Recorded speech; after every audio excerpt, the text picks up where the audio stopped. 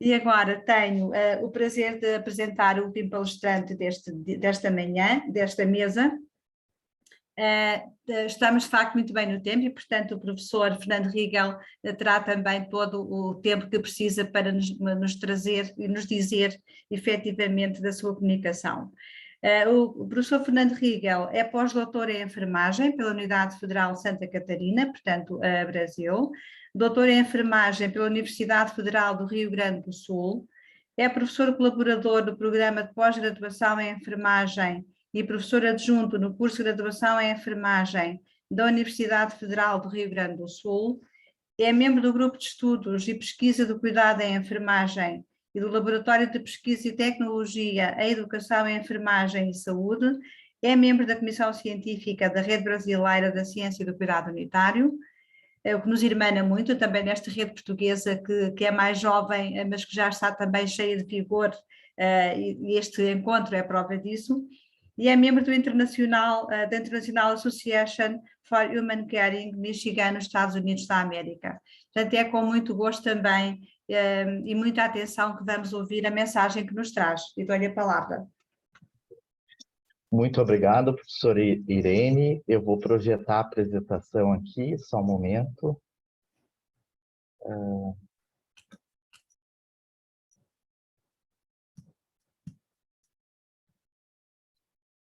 Deixa eu ver se eu consigo.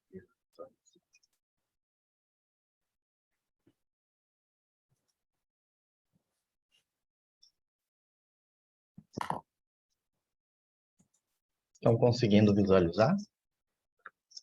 Sim, sim. Ok.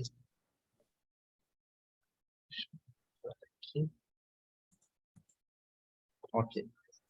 Bom, bom dia a todos e a todas. Eu quero agradecer em nome da nossa Escola de Enfermagem e do nosso programa de pós-graduação em enfermagem da Universidade Federal do Rio Grande do Sul pelo convite em fazer parte deste painel tão importante para o avanço do conhecimento e da ciência do cuidado unitário no nosso país e no mundo. Tá, o professor Hector Rosso, a professora Irene, a professora Paula, que não está nesse painel, mas aqui eu tenho muita admiração, a professora Tânia e o professor Luiz Miguel, que fizeram parte deste painel. Então, para iniciar, a professora Irene já fez uma introdução, né? Já citou um pouquinho do meu currículo, então não vou repetir, né? Eu só quero dizer de onde que eu venho, porque muitas pessoas que estão participando desse painel talvez não conheçam Porto Alegre, né? Então, eu venho da Universidade Federal do Rio Grande do Sul. Aqui vocês podem ver imagens da nossa reitoria e da nossa escola de enfermagem, né? E também do nosso pôr do sol. Então, todos estão convidados a conhecer Porto Alegre, a nossa escola de enfermagem e o nosso programa de pós-graduação. Serão todos muito bem-vindos. Bom, para iniciar a minha fala, eu quero colocar uma pequena reflexão, né, trazida por Jaqueline Fawcett em 2019 no blog Nursology, que todos devem conhecer, em que ela traz para a discussão a impossibilidade de pensar teoricamente, né? E qual a responsabilidade dos formadores, né? Então, alguns enfermeiros afirmam que eles são ateóricos, né? Quando questionados sobre o que significa, eles tendem a dizer que não endossam ou usam um modelo conceitual ou uma teoria particular para realizar suas pesquisas ou a prática de enfermagem. No entanto, segundo Popper, né, um filósofo físico da ciência, ele diz que é absurdo pensar que cada um de nós não tem um horizonte de expectativas para o que quer que nós estejamos observando ou fazendo. Então, é importante lembrar que no ensino... Oi?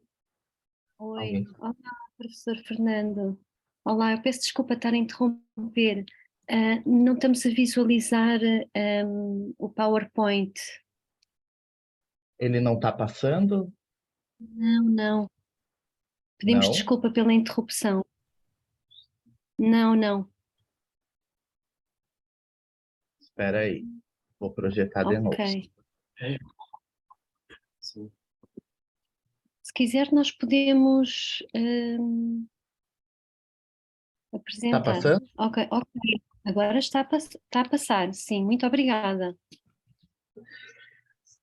Então, ao refletir sobre a importância das teorias, eu acho que é importante citar que nós precisamos, enquanto formadores, destacar para os nossos estudantes a importância das teorias, né?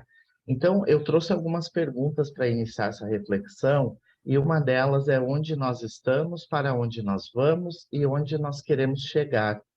Então, é importante que nós tenhamos isso bem claro na configuração curricular, né, dos nossos cursos de graduação e de pós-graduação, para que nós possamos alcançar, então, o avanço, né, do conhecimento no campo das teorias de enfermagem, da filosofia de enfermagem.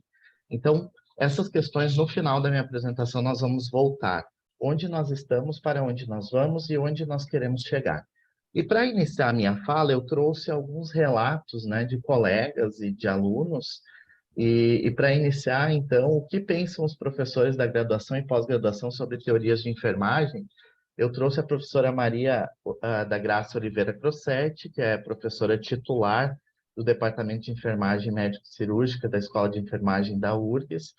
A professora Graça, ela trabalha por muitos anos no Núcleo de Estudos do Cuidado em Enfermagem, no NES, do qual faço parte. Eu fui orientando de doutorado da professora Graça, é uma referência para mim e para muitos colegas, né? Ela foi professora de muitos colegas da nossa universidade, de muitos enfermeiros aqui do nosso estado, e ela é uma referência nacional, inclusive foi também condecorada, né? Ela recebeu o título Ana Nery, do nosso Conselho Federal de Enfermagem, pelas contribuições para a enfermagem brasileira. Então, a professora Graça, ela é uma defensora das teorias e da importância da disciplina de teorias dentro do currículo de graduação e de pós-graduação no nosso país. Ela coloca que as teorias, elas se fundamentam em sua habilidade de desenvolver e aplicar as teorias que tenham aderência ou que respondam às questões inerentes ao ser e saber e fazer que a estruture.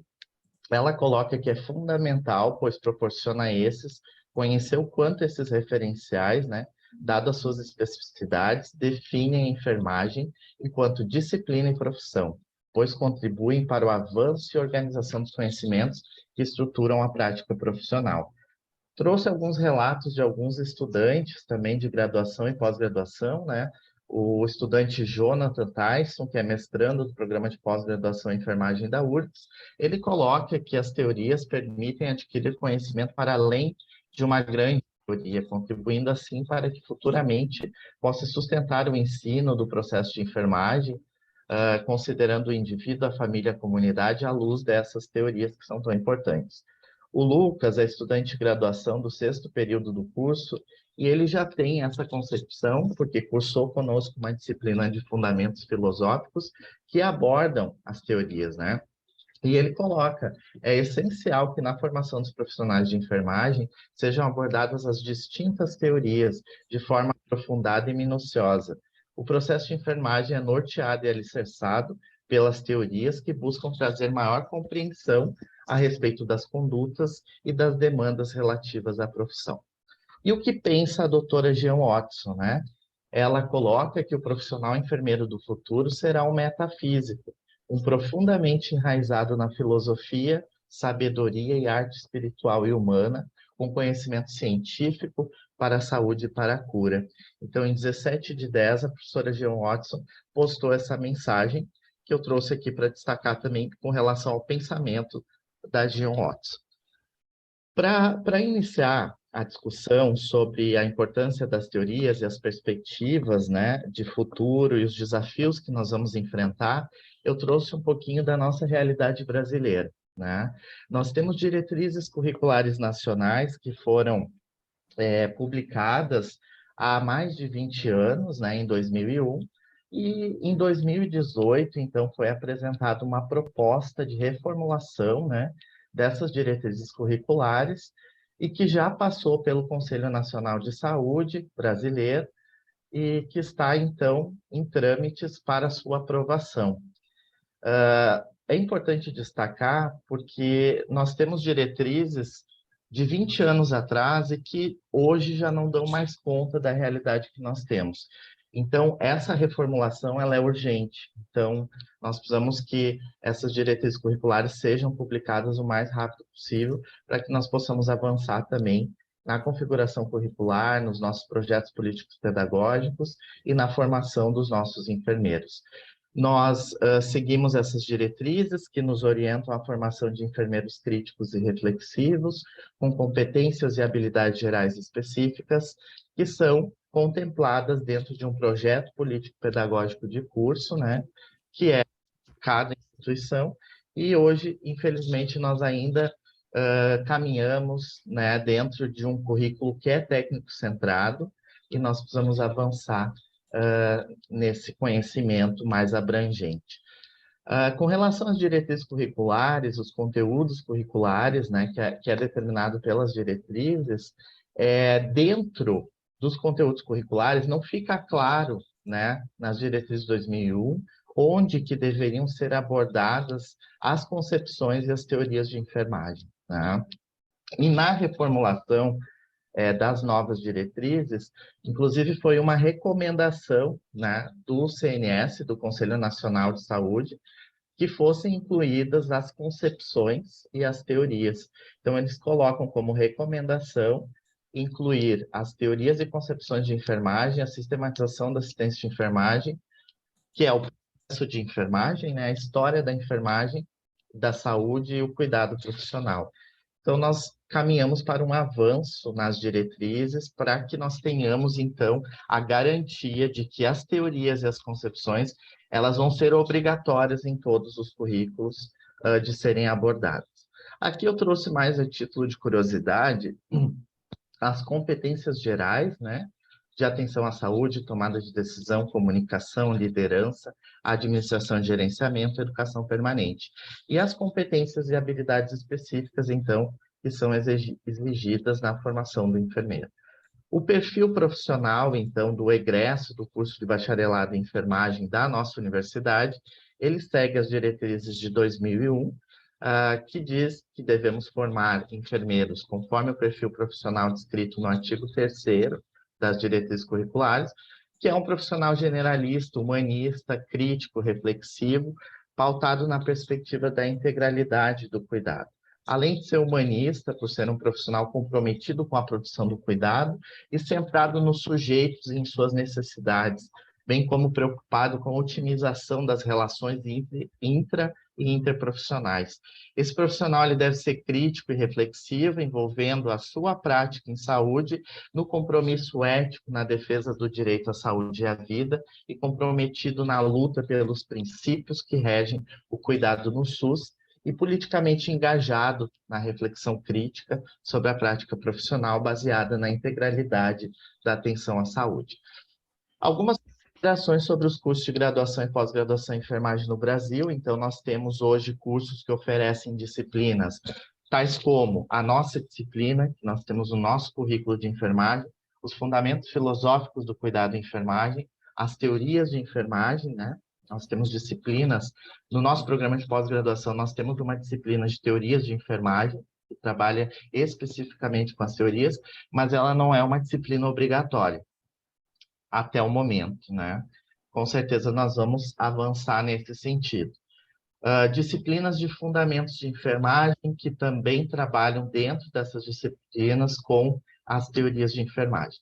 Hoje o que nós percebemos? Há uma necessidade da inclusão das teorias de modo transversal nas diferentes disciplinas da graduação e pós-graduação. E para isso nós precisamos de professores capacitados e que sejam estudiosos das teorias como base da ciência de enfermagem. Então, no Brasil, hoje, nós temos cursos de vanguarda que mantêm, né, e alguns cursos que excluem essas disciplinas dos currículos.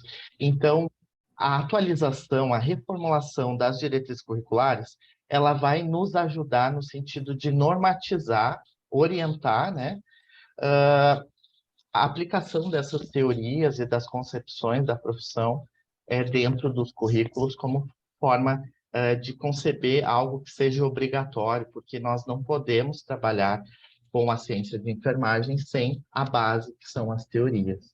né? Em alguns momentos, pode haver essa falha. Bom, eu quero apresentar para vocês um pouquinho da nossa escola de enfermagem, então.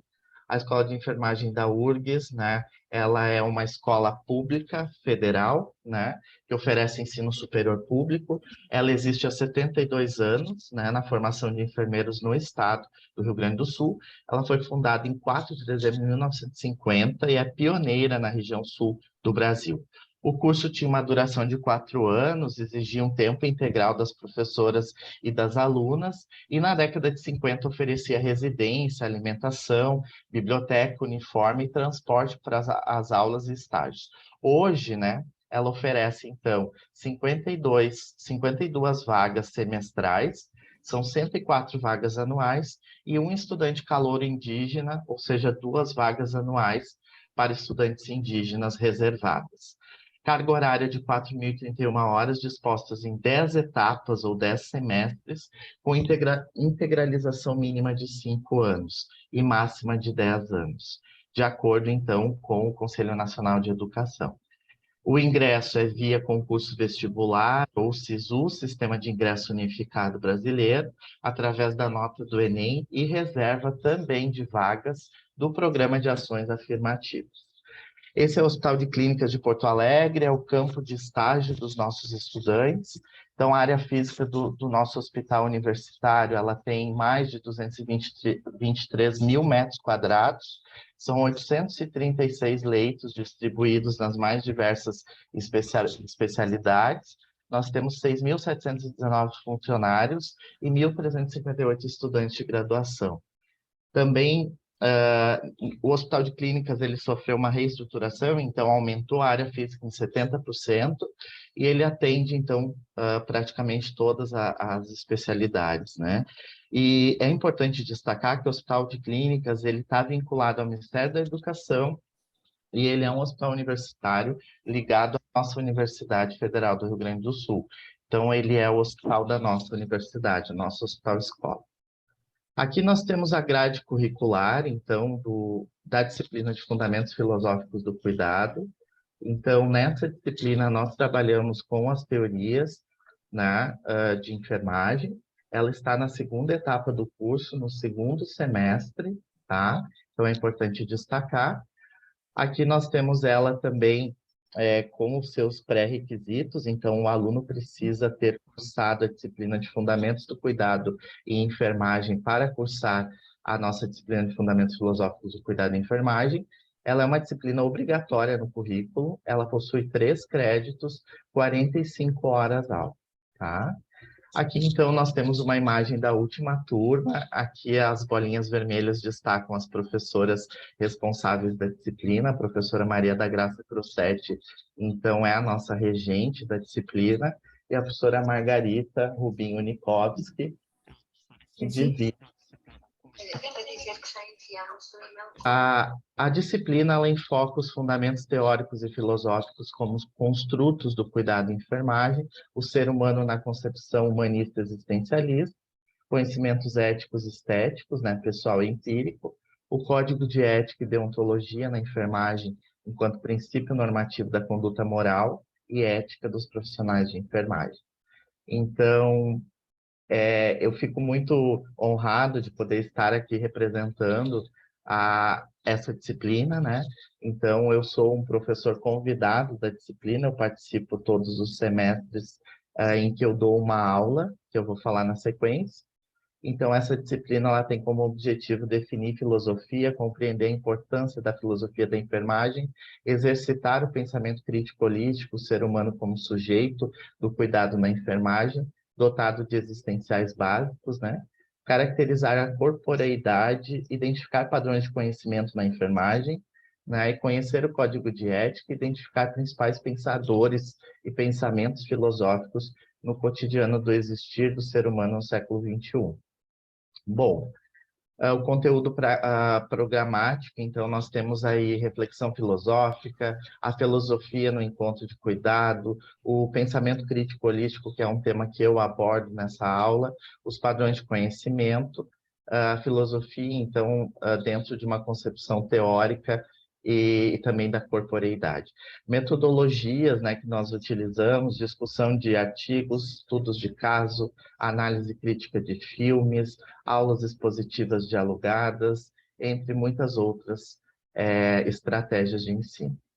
E como, então, a ciência do cuidado unitário na formação dos enfermeiros, na escola de enfermagem, ela está inserida, né? Então, a gente apresenta a teoria, né, do cuidado humano dentro dessa aula em que eu abordo, então, o pensamento crítico holístico, em que a gente faz um exercício de abertura da mente dos estudantes para compreender a forma de pensar holística, né, humana, e ampliada, né, dos problemas dos nossos pacientes, dos nossos utentes. Então, o ser humano como sujeito do cuidado na enfermagem, dotado de existenciais básicos. E nessa aula, então, eu faço uma apresentação inicial sobre os pressupostos teóricos e filosóficos do pensamento crítico holístico na enfermagem, a origem do holismo na saúde, apresento os pensadores que influenciaram o holismo no Brasil e no mundo, e entro na ciência do cuidado unitário de Jean Watson, abordo, né, também alguns aspectos relacionados ao Instituto Watson, né, e a rede brasileira e portuguesa de ciência do cuidado unitário, apresento aos nossos alunos para que eles possam também acompanhar, né, essas redes, seguir e estar atentos aos eventos sobre a ciência do cuidado unitário. Também apresento o processo clínico Caritas e faço atividade prática de reflexão e aplicação dos pressupostos teóricos na prática clínica. Eu utilizo alguns pressupostos, então, da teoria do cuidado humano de Watson, mas também de Van da Horta, da teoria das necessidades humanas básicas, que é a teoria que nós utilizamos no Hospital de Clínicas hoje, né, na aplicação do processo de enfermagem, as três grandes dimensões, né, de necessidades humanas básicas, psicobiológicas, psicossociais, psicoespirituais, e a gente faz, então, essa aproximação com a teoria do cuidado humano de Watson e também a teoria de Florence. E o pensamento crítico holístico embasado, então, no referencial de Peter Fessel. É importante destacar que, quando eu falo em pensamento crítico holístico, a Florence já incentivava as enfermeiras a desenvolver um pensamento bem desenvolvido, crítico e aplicado em direção à restauração dos seus pacientes. Né? O pensamento crítico holístico, hoje, ele orienta o enfermeiro para uma abordagem integral e humanística, onde predomina a capacidade de ouvir, de considerar a totalidade dos indivíduos, incluindo aspectos físicos, emocionais, espirituais e mentais. Quando eu abordo, então, a teoria, né, de Jean Watson, a ciência do cuidado humano na aula, como ciência sagrada, eu apresento as principais publicações da professora, né, Jean Watson. Também falo dos pressupostos teóricos e dos 10 processos Caritas, né? E defino também o que seria o cuidado transpessoal, né? Com base na definição de Jean Watson. Também apresento alguns elementos conceituais que são centrais da teoria, né? Eu sempre passo um pequeno vídeo da professora Jean Watson falando para que os alunos possam ter acesso e conhecê-la, né? Mais do que apresentar a teoria, a gente precisa também aproximar da prática. E esse é um exercício que eu faço também com os nossos alunos quando eu apresento, então, os 10 elementos do processo clínico Caritas, né? Envolver, inspirar, confiar, nutrir, perdoar, aprofundar, equilibrar, co-criar, contribuir e estar aberto. Então, faço toda essa contextualização e apresento também os paradigmas com base, então, na produção da nossa colega brasileira Luana Turing e da professora Lacerda, né? Então, são nossas referências também para essa aula dentro da disciplina de fundamentos teóricos e filosóficos do processo de cuidado. E quais são as estratégias para o avanço do conhecimento, então, que nós utilizamos? Então, nós apresentamos o Instituto Watson Care Science, o trabalho em redes que nós fazemos, as reuniões científicas e os eventos. Então, a gente abre o site do Instituto para que os alunos possam acessar e conhecer. A gente apresenta um pouquinho do que a gente vem fazendo e desenvolvendo a nível de redes, né? A rede brasileira da ciência do cuidado unitário. Hoje eu faço parte da comissão científica dessa rede, com muito prazer, a convite da professora Luana Toni, que é a nossa coordenadora, e também dos colegas Paulo Falcão, né? E da professora Maria Lacerda, Ribeiro Lacerda. Então, assim, nós temos colegas de diversos países dentro desse grupo de investigação do cuidado humano latino e ibero-americano. Então, já participei de reuniões então, com o professor Héctor Rosso, que é uma honra para mim hoje estar aqui nesse painel na presença dele.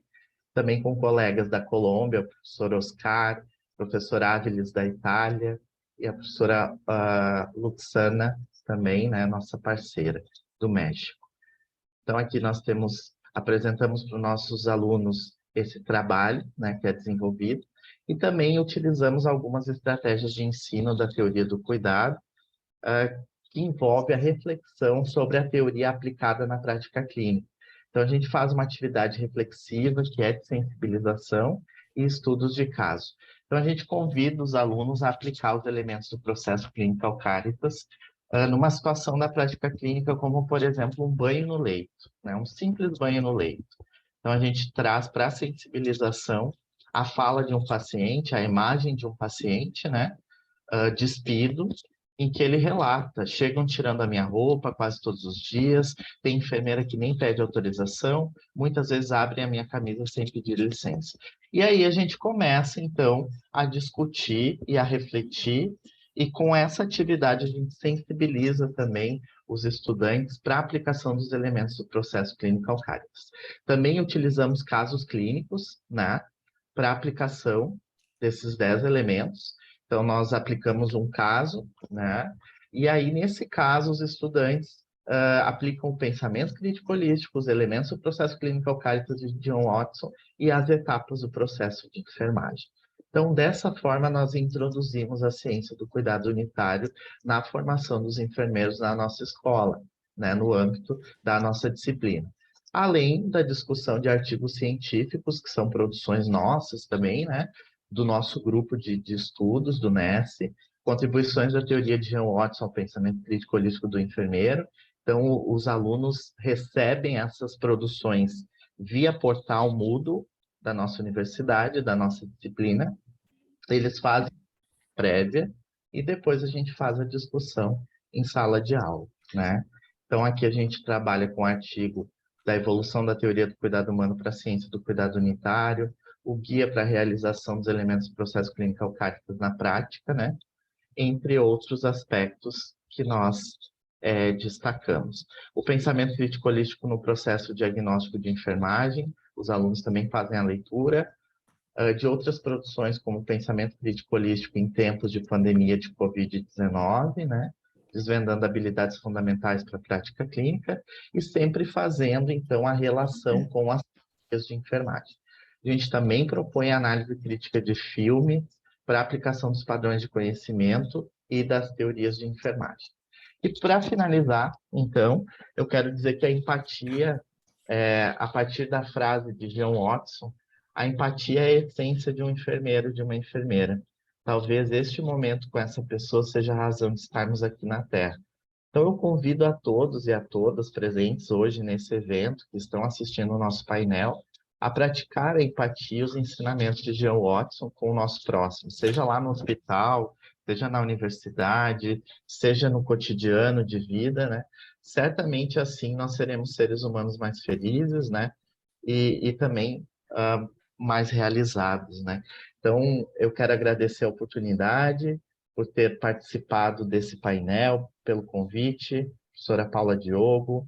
É um prazer para nós, a nossa escola fica muito honrada e esperamos, né, desenvolver outras parcerias para que possamos manter esse contato para o avanço do conhecimento e da ciência do cuidado humano. Como desafios e perspectivas, nós precisamos manter as teorias no centro da formação, né, em enfermagem, como disciplina específica e transversal em todas as disciplinas da graduação.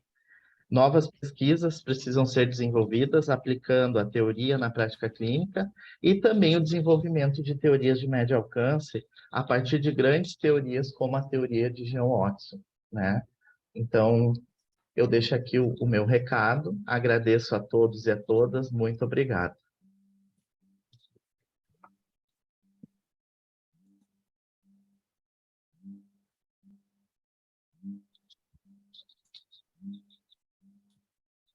Obrigada, professor Fernando Rigel. Foi também um prazer ouvir esta sua exposição, por várias razões, porque é mais uma prática muito interessante e nós temos vindo a acompanhar ultimamente, através da rede, de facto, o trabalho de alguns colegas brasileiros, e temos constatado efetivamente o que afirmou agora no final, o vosso trabalho, a vossa investigação no avanço destas áreas e sobretudo de Jean Watson, e portanto com a mensagem tão importante que ela nos traz.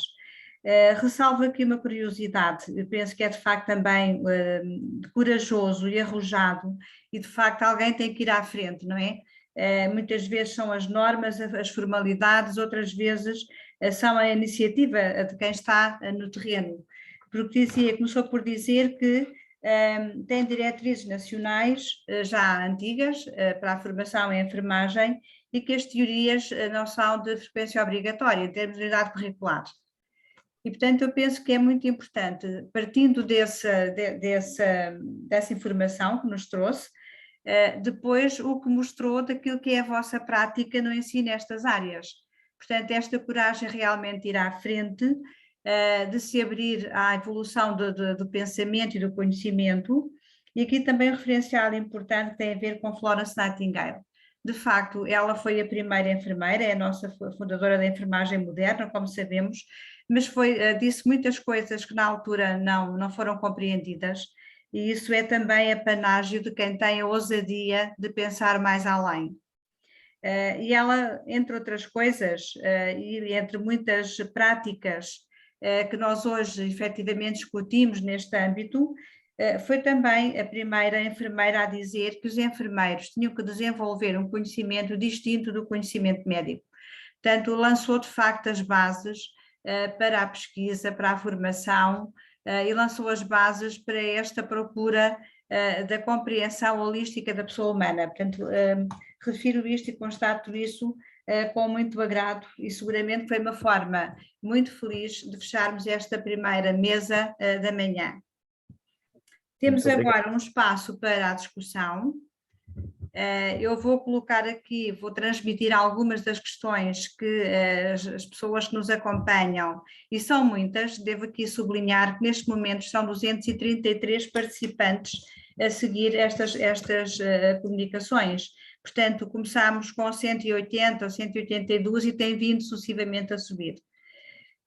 Tem havido efetivamente muitas questões colocadas. Eu tenho aqui uma seleção de algumas questões que elementos da comissão organizadora, a quem agradeço a colaboração também, me fizeram chegar, e estão organizadas por preletor, só por uma questão de facilidade, e tentando aqui gerir o tempo com equidade, eu vou colocar aqui algumas questões ao professor Héctor, sou porta-voz, ao fim e ao cabo, daquilo que os nossos participantes têm feito chegar. Uma das questões que veio de Elizabeth Sonite é a seguinte: na presente comunicação fala-se de milagres e algo de espiritual. Esta temática, esta teoria está ligada a que religião? Eu não sei se... Sí, entendí. Es una pregunta muy típica que sucede en la ciencia del cuidado, y es que hay una línea muy delgada entre la la línea es muy delgada y se puede interpretar como religión, pero lo más importante en la ciencia del cuidado es que aquí no hay religión. Digo, si tú tienes una religión, está bien, y fortalece tu espíritu desde la religión, pero la teoría no es religión.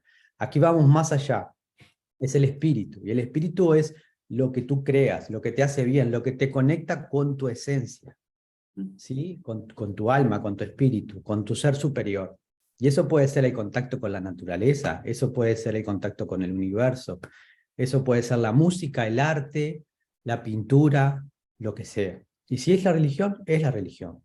Pero la ciencia del cuidado no pasa hacia la religión. Eso tiene que quedar claro, sino que es abierto. Y espiritual cuando hablamos de espiritualidad va mucho más allá de religión. No hay dogmas en esto. Espero que me hayan entendido. Não, sim.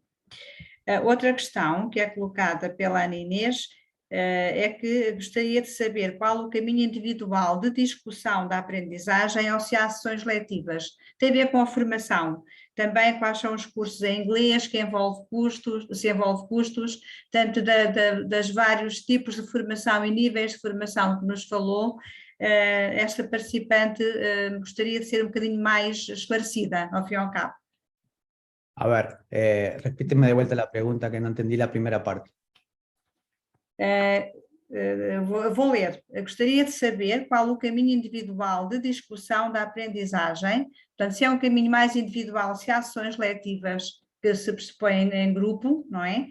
E depois quais são os cursos em inglês e envolve custos. Ou seja, será que é um trabalho mais individual com a pessoa que está a fazer a formação ou se é um trabalho mais de grupo, mais en turma, como nós dizemos? Ok. Hoy estuvimos hablando de lo que es el curso de Caritas Coach. Y en la intervención de Tania, ella explicó muy bien todo lo que se hace en el curso de Caritas Coach, ¿no? Entonces, hay una parte que es entender el curso en el Caritas Coach. Uno tiene lecturas o se le manda a reflexionar sobre algo y usted tiene una presentación personal, que casi siempre es con el director del curso, y después tiene presentaciones colectivas, ¿sí? Yeah. Sobre eso. Eso es una parte. Y después en el programa, después, como bien explicó Tania, hay diferentes talleres que se hacen una vez por mes y termina con un trabajo final. También tienen un coach. Tienen alguien que los va acompañando a todo el proceso y los acompaña para apoyarlos en el trabajo final como en su proceso de sanación, porque esto es uno de los objetivos del curso de Caritas Coach, tratar de sanar uno mismo, y eso es un trabajo individual, que tiene esa guía. Ahora, con respecto a los cursos que yo les mencioné son del Instituto Central y son todos en inglés. Hay algunos de esos cursos que son gratuitos, ¿sí? Ahora, hay cursos en la región de Latinoamérica, ¿sí?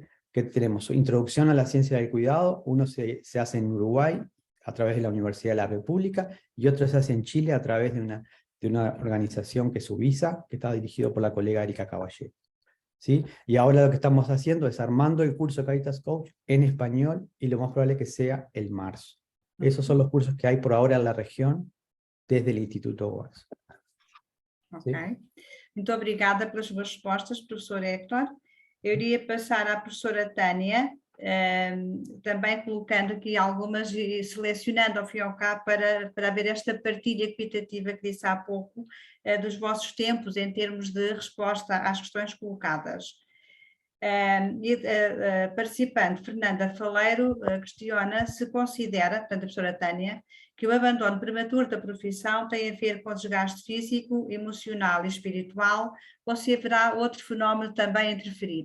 Na sua experiência, obviamente, o que é que pensa?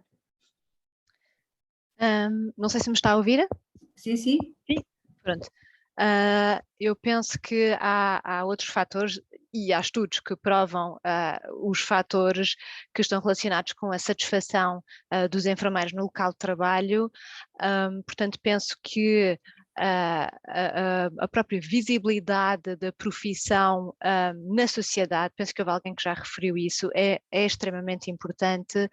As condições de trabalho, agora não sei se vou dizer bem a palavra em portuguesa, a sobredotação ou ter uma carga de trabalho muito elevada, o relacionamento com a liderança também vai ter um impacto. Penso que não são só os fatores de um desgaste físico, emocional, psicológico, espiritual, penso que não, e há estudos que nos demonstram quais são os fatores. Também uma satisfação com o reconhecimento salarial também é importante, obviamente. E da minha experiência é muito pessoal e daquilo que eu conheço é multifatorial. Eu, no meu projeto, quis pôr em evidência um desgaste que estará relacionado com a falta de cuidar de si próprio e, portanto, escolhi um dos fatores que pensei que que pudéssemos começar já com os estudantes de enfermagem a falar sobre a importância de saber cuidar de si de forma contínua. Não é só saber cuidar de si quando não me sinto bem, é ter esta prática cotidiana e fazer viver esta teoria do cuidado humano da professora Jean Watson. E, portanto, foi isso que motivou a minha escolha e foi por isso que fiz referência ao ponto que é descrito pela professora Jean Watson. Ok, obrigada. Outra questão que colocaram, e portanto que vou transmitir, foi a participante, professor Paulo Falcão, e que pede se pode falar um pouco mais sobre a etapa prática da unidade curricular. Como é que essa prática é realizada? Tá bem, obrigada pela pergunta. Vou falar da etapa prática do meu projeto, pronto, daquilo que desenvolvi durante o meu projeto. Houve a transmissão dos testemunhos, que não é propriamente prático, mas que foi uma coisa muito importante para mim para fazer a articulação da teoria com a prática. Os alunos puderam visionar vídeos, discutimos sobre os testemunhos, os vídeos e também sobre os testemunhos escritos, portanto discutimos sobre como é que este processo de Clinical Caritas é posto em evidência, como é que nós vemos numa situação prática que isto é posto em evidência, e isso porque os estudantes referiam-se sempre que isto é muito teórico, mas na prática não conseguimos fazer isto, e portanto foi daí a importância de poder mostrar-lhes que vejam os testemunhos de profissionais que aplicam na sua prática profissional. Depois houve um seminário mais prático, em que começámos com um exercício de centração. Fizemos um exercício de centração com os estudantes, um exercício que foi inspirado por um dos exercícios que eu tinha feito durante a minha formação de Caritas Coach. Depois houve uma discussão em grupos sobre as diferentes formas como os estudantes praticam o autocuidado, sobre as diferentes práticas, houve discussões e partilhas daquilo que se fazia. Depois apresentei-lhes o documento dos touchstones da professora Jean Watson, em que ela põe em evidência diferentes práticas para manter, para praticar a sua teoria para ter uma continuidade. Portanto, é como manter esta prática de forma contínua, como praticar antes do cuidado, durante o cuidado, depois do cuidado e a continuidade. Portanto, apresentei-lhes fizemos uma tradução para francês deste documento da professora Jean Watson, com autorização do Watson Caring Science Institute. Este foi um documento que ela elaborou justamente para uma unidade hospitalar que queria integrar a teoria na sua prática e pediu que ela pudesse desenvolver um instrumento que ajudasse os enfermeiros a praticarem, a não se esquecerem de implementar a teoria na prática. Portanto, traduzimos este documento, apresentámos aos estudantes e depois trabalhámos com um caso clínico, uma situação um pouco difícil para um enfermeiro neste caso clínico, e depois discutimos sobre como é que poderíamos utilizar os touchstones da Jean Watson para manter uma atitude e um comportamento do cuidado humano nesta situação. Portanto, foi assim que foi desenvolvida a parte mais prática do meu projeto.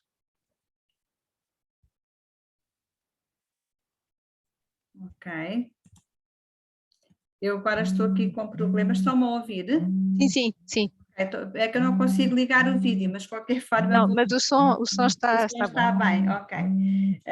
Então é assim, para o professor Miguel, vou também transmitir duas das várias questões que colocaram, e a participante Daniela Castilho, que agradece, e todos eles aliás agradecem as excelentes contribuições que nos trouxeram a todos os preletores, mas gostaria de perguntar como incrementar a aplicação do modelo na prática e reduzir a dissonância entre a teoria e a prática que nós constatamos e que ainda hoje temos.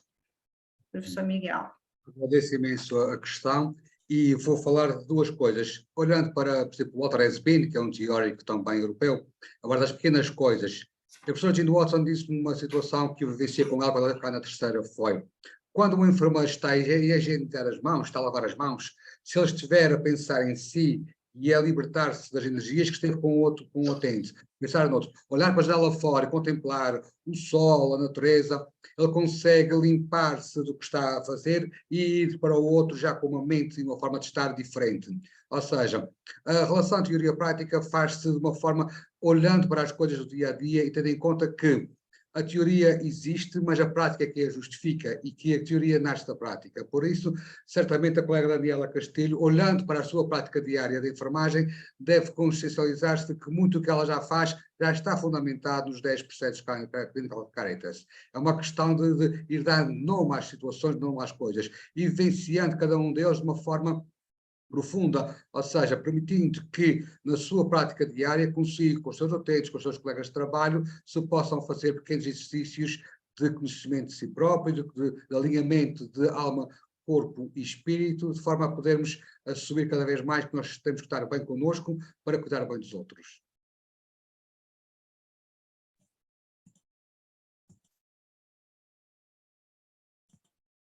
Muito obrigada, professor Miguel, mas há aqui uma outra questão que eu vou também transmitir-lhe, da Sílvia Fernandes, e ela diz que quando fala numa ação de toque terapêutico, pergunta se refere a uma ação de Reiki, uma vez que mencionou as duas formações que teve, são duas técnicas diferentes, como sabemos, mas de facto há aqui alguma confusão na nossa linguagem profissional e esta participante solicita esclarecimento.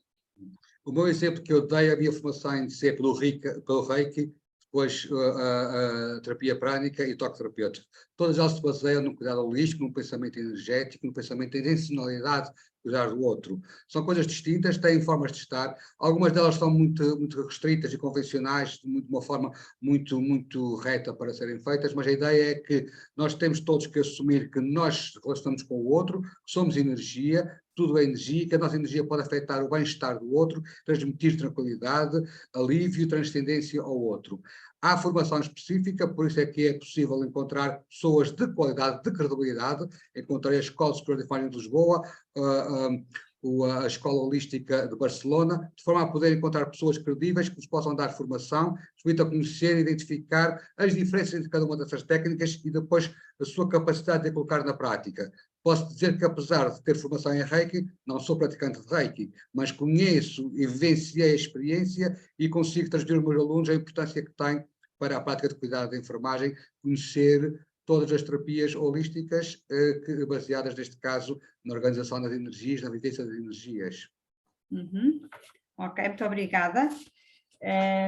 Há aqui então uma outra questão, temos tempo, e como tem mais questões do que os outros preletores, vou só aqui devolver-lhe mais esta.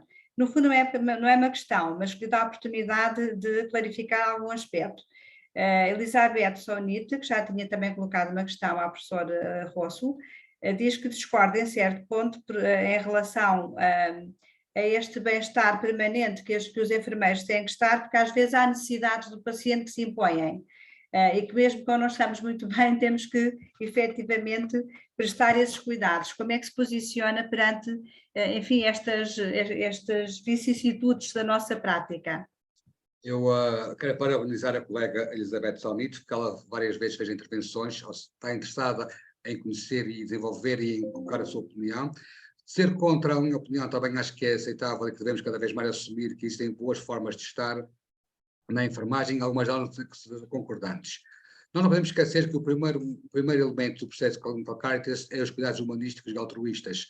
O enfermeiro, pela sua história, pela sua vivência da enfermagem moderna, sempre foi um altruísta. Podemos perceber que até a década de 60 os enfermeiros não podiam casar, eram proibidas de casar porque tinham que se dedicar plenamente à vocação de ser enfermeira. Todavia, já estamos num paradigma diferente, não era 3 da professora Jean Watson, que ela aborda as questões de que nós estamos no paradigma da transformação e nós temos que estar bem para cuidar bem do outro. É muitas vezes verdade, derivado à subrotação dos cuidados apresentado aqui pela colega Tânia. falta de pessoal nos serviços, cuidados muito, muito exigentes, a própria pandemia levou à exaustão de muitos enfermeiros, levou ao burnout. Mas se eu não estou bem, não posso cuidar bem do outro. Então, eu tenho que ter medidas preventivas, medidas curativas para mim próprio, tenho que assumir que eu posso, no meu ambiente de trabalho, por exemplo, ter uma vela acesa, contemplar a vela acesa como uma forma de encontrar o divino, porque nós temos formas de estar, poder ter comigo um amuleto que me traz segurança e que me dá a consciência de que eu tenho um ser espiritual também junto de mim, eu consigo depois cuidar melhor do outro. Além de todos os cuidados básicos, que também têm a ver com o cuidar de mim, com a alimentação, o exercício físico, todas as questões da provisão de saúde. Um exemplo muito simples, um estudo feito no Porto sobre uma consulta de mama, num hospital oncológico, as enfermeiras todos os dias faziam avaliação de mamas e cuidavam das mamas de outras mulheres, mas elas próprias não faziam de si próprio. Ou seja, quando foi estudado o cuidado de si, elas não tinham esse cuidado de autoavaliação porque estavam dedicadas ao outro.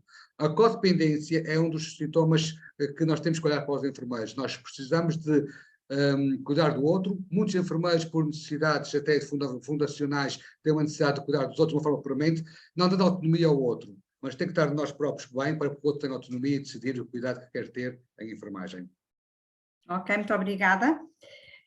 Iria agora passar também fazer porta-voz de algumas questões que colocaram ao professor Fernando Rigel. Estou já aqui com mais uma vez do professor Paulo Falcão, que parabeniza o professor Fernando, mas que lhe pergunta, ou que lhe pede que comente sobre o processo de aprendizagem dos discentes e seus desempenhos. Como fazê-los, portanto, aos estudantes, alcançar significativos pensamentos abstratos e subjetivos face ao ensino cada vez mais tecnicista? Bom, eu quero agradecer ao Paulo pela questão, excelente pergunta, né, Paulo? Eu fico pensando que, com relação ao ensino tecnicista, assim, nós ainda sofremos hoje uma influência, né, desse modelo biomédico, tecnicista, no ensino. Mas eu posso dizer que nós estamos conseguindo romper esse paradigma na atualidade, no mundo atual que nós estamos vivendo. E isso com o apoio, né, das teorias de enfermagem, da filosofia de enfermagem.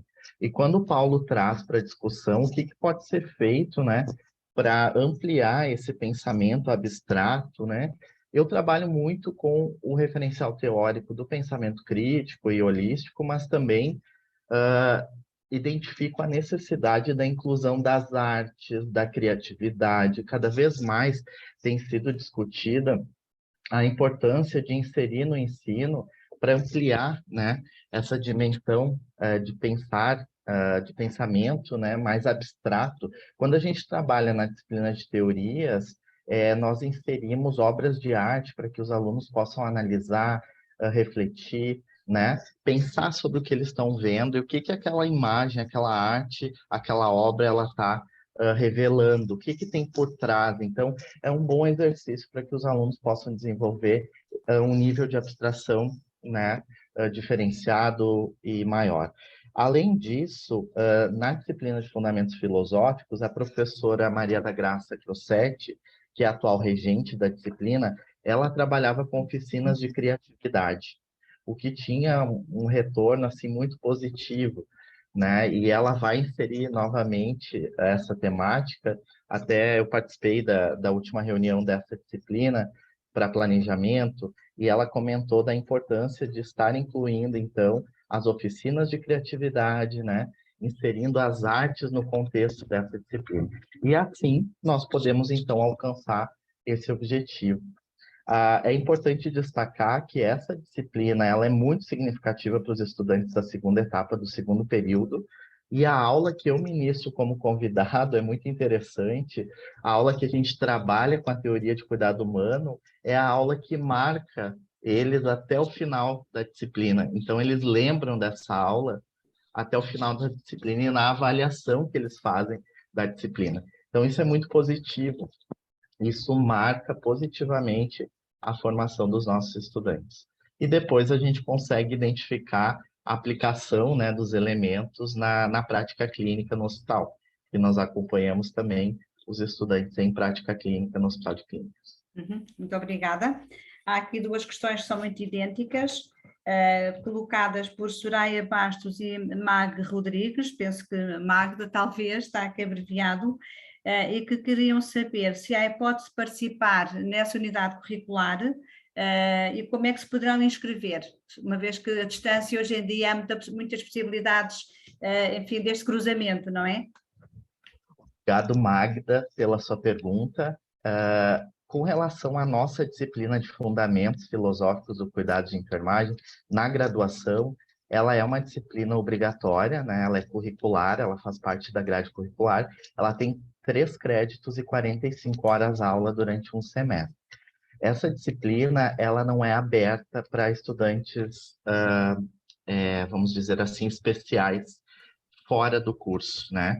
Mas dentro do curso de pós-graduação, nós temos disciplinas, como a própria disciplina de teorias de enfermagem, que aborda a teoria do cuidado humano também. Ela é uma disciplina que os alunos externos de outros programas de pós-graduação podem se inscrever e participar da disciplina, sim, ela é aberta. Nós estamos pensando também em oferecer, eu já estive em contato com o Paulo Falcão, faz parte da nossa rede brasileira. Nós estamos pensando em oferecer uma disciplina de ciência do cuidado unitário, que seja uma disciplina em rede, para que nós possamos oferecer para todos os programas de pós-graduação em enfermagem do Brasil, e que ela possa ocorrer de modo remoto, né? Com uma parte remota e uma parte local de cada programa. Então, nós já temos disciplinas que acontecem nesse formato. Então, assim que for estruturado esse plano de ensino e que haja a possibilidade de oferecer essa disciplina, que vai ser num futuro bem breve, porque nós já estamos em contato e discussão para que isso possa acontecer, nós vamos estar divulgando, né, a nível nacional e também fora do Brasil, né? Eu não sei de onde que a Magda é, mas se ela for de Portugal, ela vai conseguir acompanhar tranquilamente a disciplina mesmo que de Portugal, porque vai ser uma disciplina em rede de forma online, né? Então, muito obrigado, Magda, pelo convite. E tão logo seja oferecida a disciplina, nós vamos comunicar e divulgar, tá bom? Muito obrigada. Portanto, terminamos aqui as questões. Houve mais questões, como vos disse, mas se tivesse colocado todas, não teríamos tempo depois de todos exporem novamente as suas ideias, portanto, iríamos avançar muito na hora. Eu selecionei, assumi esse risco também enquanto moderadora, aquelas que me pareceram que podiam interessar a mais pessoas, também fui acompanhando o bate-papo e, portanto, fui vendo efetivamente que havia questões que se colocavam. Agradeço e devo dizer que foi uma honra ter partilhado convosco esta mesa, ter de facto ouvido tantas coisas interessantes e sobretudo sentido o vigor desta teoria, desta filosofia, e de facto eu penso que é por aí o caminho, não é? Nós estamos numa era de transição paradigmática, como a própria Gino Watson diz. Esta terceira era, que é do paradigma da transformação, começa a ser reconhecido agora, e nós de facto temos a honra de ser, de certo modo, pioneiros também, não é? Sobretudo pela coragem que temos de assumir, e estamos aqui expostos ao mundo, e esta coragem vai ter frutos com certeza, portanto, com todos estes entusiasmos de que eu tive a honra de ser testemunha. Passaria agora a palavra ao elemento da comissão organizadora, porque estamos de facto a encerrar a mesa da manhã, com um obrigado muito grande a todos vós e também a esta rede de que me orgulho de fazer parte. Antes de mais, agradeço a participação de todos vós. Após uma manhã cheia de novos saberes, iremos realizar uma pausa para almoço e recomeçaremos às 14h30, hora de Portugal. Informo ainda que no horário entre as 13 horas e as 14h30 e as 18 horas e as 18h30, os posters estarão em exposição. Informo ainda que todos os participantes têm direito a um certificado digital, onde o link tem estado disponível no chat. Entretanto, informo ainda que o grupo de apoio está disponível para satisfazer quaisquer dúvidas, devendo, para tal, utilizarem a ferramenta do chat que está disponível. Um bom almoço a todos. Obrigada. Obrigada, até logo. Obrigada. Obrigada. Gracias.